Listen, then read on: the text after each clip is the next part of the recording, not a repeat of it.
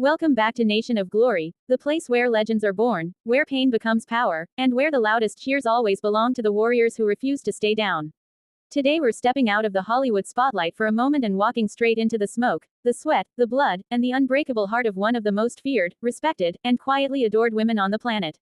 Her name is Shayna Andrea Baszler. If you know, you know. If you don't, by the time this story ends, you'll feel like you've been in the cage with her, in the ring with her, and in her corner through every single war she's ever fought. This is the story of the Queen of Spades, and trust me, you're going to want to hear every single second of it. Let's go back to where it all started. Mitchell, South Dakota. Population barely 15,000. Cornfields as far as the eye can see. A town so small that if you blinked on the highway you'd miss it. On June 8, 1980, in the middle of America's heartland, a little girl was born who would one day make the entire world flinch when she locked in an armbar. Her dad, Skip Baszler, was a hard-working man who loved martial arts and wrestling tapes. Her mom, Margaret, kept the family together with quiet strength.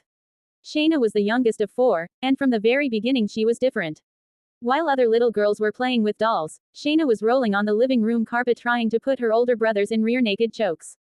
She didn't want to be a princess. She wanted to be a fighter. By the time she was in middle school, Shayna was already training in judo and catch wrestling under the legendary Billy Robinson, one of the last true hookers from the old carnival days. Imagine this. A 12-year-old girl driving hours every weekend with her dad to train with a grizzled British wrestling god who once snapped ribs for a living. Most kids were worried about braces and school dances. Shayna was learning how to twist limbs until people screamed, "I quit." Billy Robinson saw something in her what almost nobody else did. Pure, unfiltered killer instinct wrapped in a shy smile. High school came, and Shayna kept that fire hidden from most people. She was quiet, almost awkward outside the gym, but the moment she stepped on a mat she turned into something else. She became South Dakota's first female state wrestling qualifier, pinning boys left and right in an era when girls weren't even supposed to be in the room. She went to sleep dreaming of suplexes and submissions while her classmates dreamed of prom. After graduation she followed her brothers to Sioux Falls, took whatever job she could get, and spent every spare dime on gas money to train Brazilian Jiu-Jitsu under Greg Nelson in Minnesota. She lived in a tiny apartment, ate ramen, and trained until her fingers bled. No manager, no sponsor, no plan B. Just a girl from the prairie who believed she was born to make people tap. Then came the call-ups to something brand new called Women's MMA. In 2006, at just 25 years old, Shayna stepped into a cage for the first time. Her record would eventually read 15-11, but those numbers lie. Because every single fight felt like life or death. She fought Cris Cyborg when barely anyone would. She fought for Elite XC, Strikeforce, Invicta, and every tiny show that would have her. She broke her hand and kept punching. She tore her knee and kept kicking. She once fought on a broken foot and still submitted her opponent in the first round. Commentators started calling her the Queen of Spades, because every time she locked in that armbar it felt like the Grim Reaper had come to collect. Fans fell in love with her entrance music, her black lipstick, her death stare, and the way she walked to the cage like she was going to a funeral, her opponents. But behind the scary face was a woman who cried in her car after every loss. A woman who wondered if all the pain, all the surgeries, all the lonely hotel rooms were worth it. She almost quit a dozen times. She took a job as a roller derby skater just to pay rent. She coached little kids in jiu-jitsu because she loved watching their eyes light up when they learned their first triangle choke. She kept going because quitting would mean letting down that little girl in South Dakota who promised herself she'd never be ordinary. And then, in 2017, everything changed. A tournament was announced. The Mae Young Classic. 32 of the best female wrestlers in the world, one winner gets a WWE contract. Shayna was 37 years old. Most people thought she was too old, too beat up, too MMA, for pro wrestling. But four of her closest friends, the future four horsewomen of MMA, Ronda Rousey, Jessamyn Duke, Marina Shafir, and Shayna herself, had already crossed over. Ronda told her, "If I can do it, you can do it better. You were always the scariest one." So Shayna dyed her hair purple, put on wrist tape that looked like crime scene tape, and stepped in front of the WWE Universe for the first time. The world wasn't ready. She didn't just win her first round match. She brutalized her opponent. She made grown women scream in the middle of the ring. Mercedes Martinez, one of the toughest veterans alive, tapped out to the Kirifuda clutch in front of 15,000 people who had never seen anything like it. Round after round, Shayna destroyed everyone. She made it to the finals against Kairi Sane in a match that still gives goosebumps. She didn't win the trophy that night, but she won something bigger. The entire wrestling world stood up and said, "Who is this woman?" 2 months later she was on NXT television full-time. Triple H himself said, "We didn't bring Shayna here to fit in. We brought her here to take over." And take over she did. In 2018 she became NXT Women's Champion and held that title for 133 days of pure terror. She walked out with Ronda Rousey at WrestleMania 34. She headlined takeovers. She made grown men in the audience cover their eyes when she stomped on arms. She formed the most dominant faction in NXT history with Jessamyn Duke and Marina Shafir. Commentators stopped calling matches and started calling ambulances. But the part that broke the internet, the part that made millions fall in love, was when Shayna finally showed her heart. After one title defense she was interviewed backstage and started crying because a little girl in the front row held up a sign that said, "Shayna taught me I can be strong." Shayna said, voice cracking, "That little girl doesn't know I needed her sign more than she needed me tonight."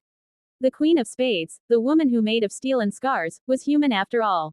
And from that moment on, every kid in the audience, every woman who ever felt too different, too aggressive, too scary, had a hero. She moved up to the main roster, won the WWE Women's Tag Team titles 3 times, main evented Monday Night Raw, and became Becky Lynch's most dangerous rival. She wrestled in the first ever Women's War Games. She choked out Nia Jax, one of the biggest stars in the company, in 2023 and made the entire arena explode. Every time she locks in the Kirifuda clutch, the chant starts, tap, tap, tap, and it feels like the whole world is screaming with her. And yet, in 2025, something beautiful happened. After almost 8 years of giving everything to WWE, Shayna asked for her release. Not because she was bitter. Not because she was broken. But because the little girl from South Dakota still had dreams. She wanted to go back to the Indies, back to blood and sweat and small buildings. Where you can hear the fans breathing.